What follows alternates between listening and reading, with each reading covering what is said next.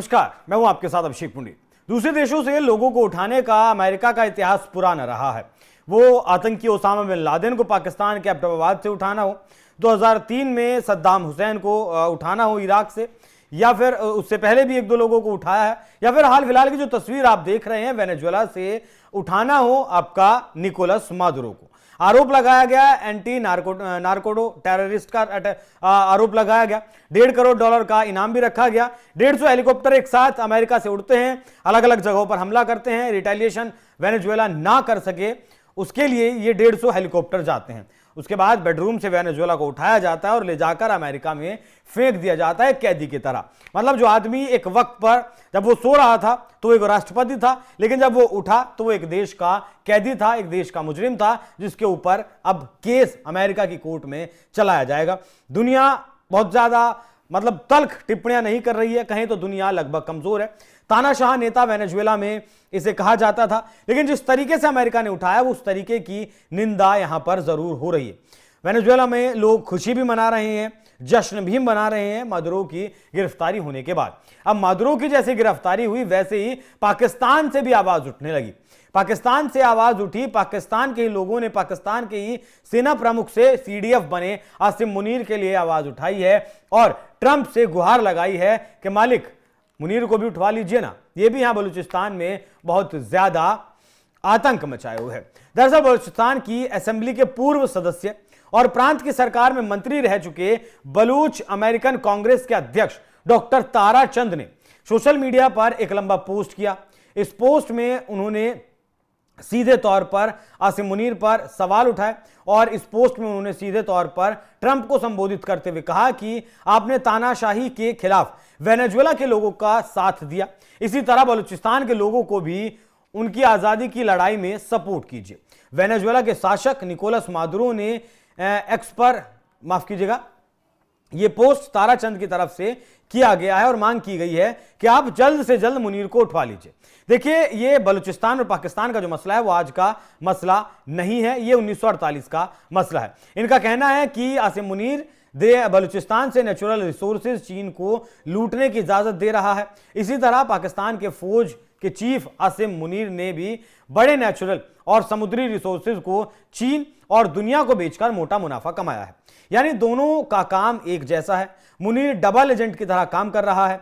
एक तरफ वो बलूचिस्तान के संसाधनों को चीन को बेच रहा है, दूसरी और इन्हीं रिसोर्स का इस्तेमाल अमेरिका को गुमराह करने के लिए भी कर रहा है।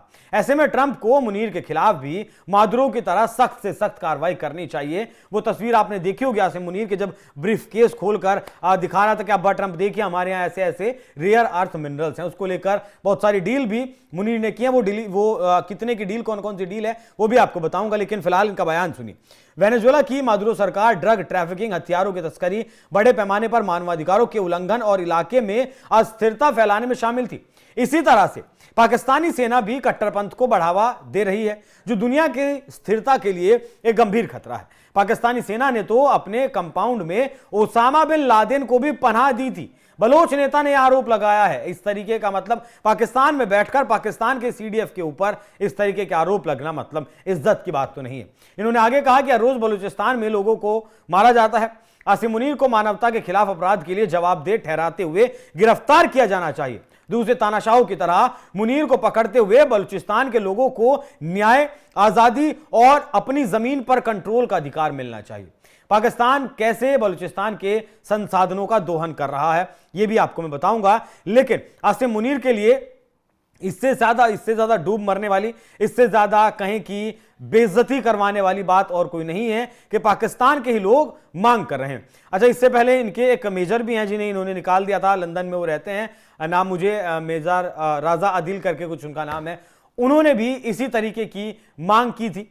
वो भी इसी तरीके से लगातार मुनीर को घेरते हैं, शहबाज शरीफ को घेरते हैं। एक CDF होकर अगर इस तरीके से आरोप देश के भीतर लगते हैं तो डूब कर मर जाने वाली बात है। बाकी जिस तरीके से तेल के कुएं हैं वेनेजुएला में, वैसे बलूचिस्तान में भी भारी मात्रा में रेयर अर्थ मिनरल्स मौजूद हैं। चीन वेनेजुएला से तेल निकाल रहा था औने पौने दाम पर और उन्हें उसकी अर्थव्यवस्था को चलाने के लिए मादुरो को पैसा दे रहा था। ठीक वैसे ही मुनीर ने भी अब डील यहां चीन के साथ भी वो लगातार संपर्क में है और यहां अमेरिका के साथ भी संपर्क में है। बात अगर करें, बलूचिस्तान पाकिस्तान का सबसे बड़ा प्रांत है। क्षेत्रफल की अगर बात करें तो पूरे पाकिस्तान का 40% हिस्सा सिर्फ बलूचिस्तान के पास है, जो प्राकृतिक संसाधनों से भरपूर है, लेकिन स्थानीय बलोच लोगों को इसका फायदा नहीं मिलता।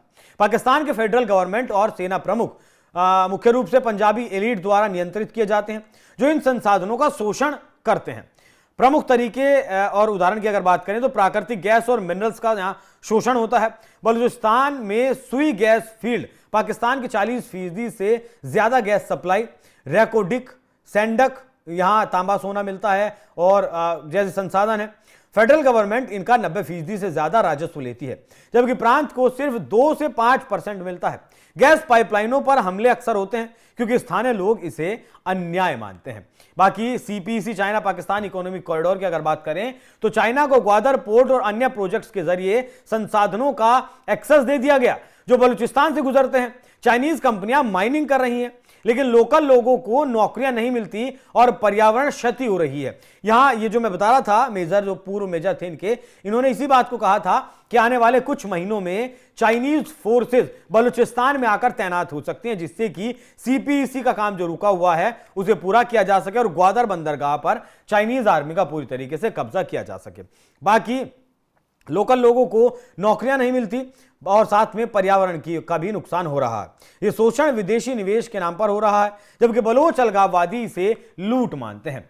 बाकी अगर बात करें तो फ्रंटियर कोर बॉर्डर के जरिए संसाधनों की तस्करी करती है। इमरजेंसी के कारण सेना संसाधनों पर कंट्रोल रखती है।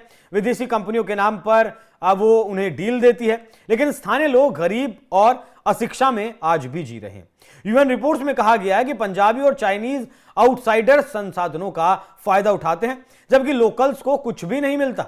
यह शोषण इमरजेंसी को बढ़ावा देता है क्योंकि बलोच नेशनलिस्ट ज्यादा राजनीतिक स्वायत्ता और संसाधनों पर कंट्रोल मांगते हैं। रेयर अर्थ मिनरल्स को लेकर मुनीर ने अमेरिका से जो डील किया वो भी सुनिए। आसिम मुनीर ने 2025 में जब ये आर्मी का चीफ हुआ करता था, अमेरिका के साथ रेयर अर्थ मिनरल्स, जिसे आप REM कहते हैं, रेयर अर्थ मिनरल्स पर फोकस करते हुए रिश्ते सुधारने की कोशिश की, खासकर ट्रंप के साथ। बलूचिस्तान में रेयर अर्थ मिनरल जैसे लिथियम और कोबाल्ट भारी मात्रा में है। अनुमानित कीमत इसकी $6 ट्रिलियन तक है।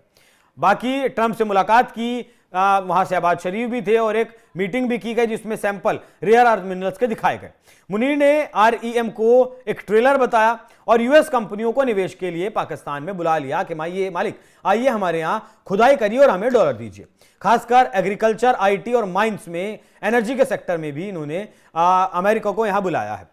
ये चाइना के प्रभाव को काउंटर करने की रणनीति थी, लेकिन मुनीर शायद भूल गए कि अगर दोनों ने एक साथ मारना शुरू किया तो इतिहास और भूगोल भारत के बदलने से पहले ही चीन और अमेरिका इसका बदल देंगे, लेकिन फिर भी इसे डॉलर चाहिए। बाकी अगर डील्स की बात करें तो पाकिस्तान के फ्रंटियर वर्क्स ऑर्गेनाइजेशन ने यूएस स्ट्रेटेजिक मेटल्स के साथ $500 मिलियन का MOU साइन किया है।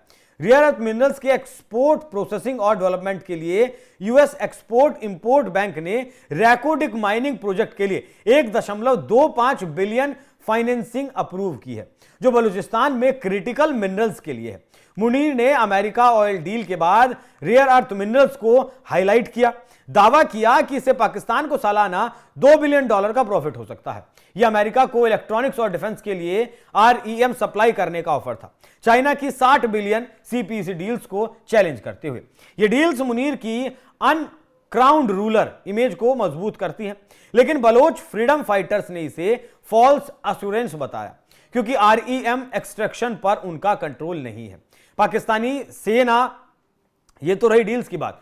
अब जिस तरीके से पाकिस्तानी सेना लगातार बलोचों को मार रही है वो आज से नहीं मार रही है। 1948 से मतलब एक इमरजेंसी में जीने का मतलब जी रहा है बलूचिस्तान, और 2025 में भी अभी बहुत सारे ब्लास्ट हुए जिसमें लोग मारे गए, पता नहीं लाखों बलोचों को अब तक पाकिस्तान की जो फौजें हैं वो मौत के घाट उतार चुकी हैं। और इनकी असल मांग यही है कि कम से कम हमारे लोग कहां हैं हमें वो तो बता दो। बलूचिस्तान की आज़ादी का बिगुल फूंका जा चुका है, वो देश के भीतर हो, पाकिस्तान के भीतर हो या फिर इंटरनेशनली हो। ज्यादा वक्त नहीं लगेगा जब बलूचिस्तान पाकिस्तान से अलग होता हुआ आपको नजर आएगा, लेकिन एक वक्त ये जरूर आएगा कि मुनीर चाइना के हाथों भी पिटेगा, ट्रंप के हाथों भी पिटेगा। बाकी डील्स लगातार ये कर रहा है और ये दिखाता है कि क्या मतलब सबसे बड़ा सर्वे सर्वा पाकिस्तान में आसिम मुनीर ही हो चला है। तो ऐसे में जो ताराचंद ने मांग की है, उस मांग पर क्या ट्रंप काम करते हैं, हालांकि नजर तो नहीं आता क्योंकि डील्स लगातार की जा रही हैं, लेकिन अगर ऐसा होता है तो फिर ये अपने आप में एक बहुत बड़ा उदाहरण एक बार फिर से सेट किया जा सकता है। बाकी आप लोगों को क्या लगता है, क्या मुनीर को उठा लेना चाहिए? कमेंट बॉक्स में अपनी राय जरूर बताइएगा। नमस्कार।